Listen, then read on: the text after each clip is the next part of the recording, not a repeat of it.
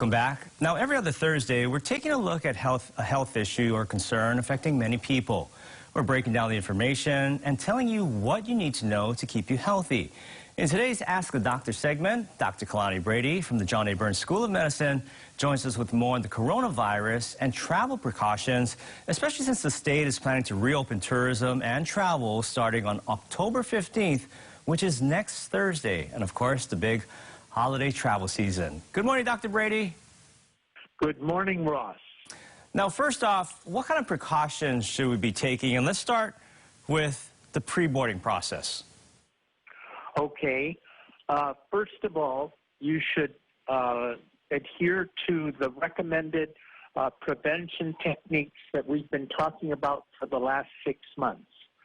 Using a mask, making sure the mask is appropriately fitted so that it's above the nose and below the mouth.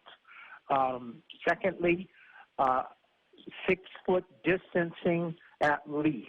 That doesn't mean that you can't distance even more than 6 feet, but at least 6 feet to prevent transmission of the coronavirus.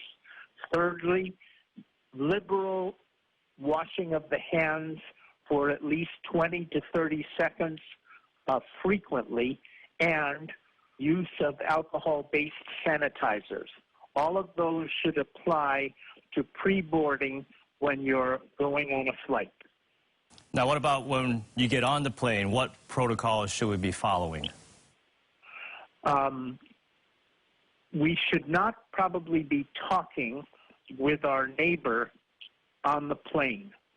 Because with neighbors, if you raise your hand at home to your mouth, you are actually letting go droplet nuclei when you speak. So some of those droplet nuclei are going to be retarded by the mask, but why take a chance? This is not a social engagement. I would not communicate with your neighbor on the plane just out of courtesy. Secondly, I personally would choose airlines that seat passengers in every other seat. There are some airlines that pack them in and you're right next to passengers on your right and left, and there are some airlines that seat every other seat, and I would choose those airlines preferentially for your travel. In addition to that, I would stick to a seat, if you can, next to a window, because there's nobody going to be on one side of you as you fly. Now, Dr. Brady, I know a lot of people don't like it when we used to be able to travel freely, but at some point, what if you have to go to the restroom? Because it's such a tiny, confined space, and you never want to touch anything, correct? Correct, as much as possible. And, of course, liberally wash after using the restroom. And I'm sure alcohol-based sanitizers will be made available in the restrooms as well by the planes. And it's better to, because I know I have a sister-in-law, Leslie, that likes to spray down everything as soon as she gets to her seat and wipe down everything. Would you recommend that as well? There's nothing wrong with that. I would encourage her to feel free to disinfect the area as she sees fit.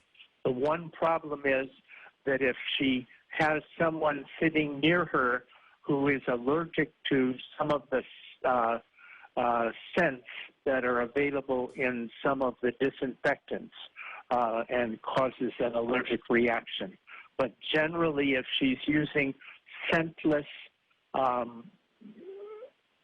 material to disinfect, I think that's fine.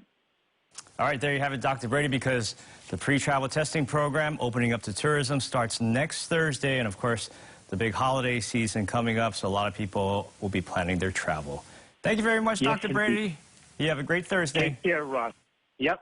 Bye-bye.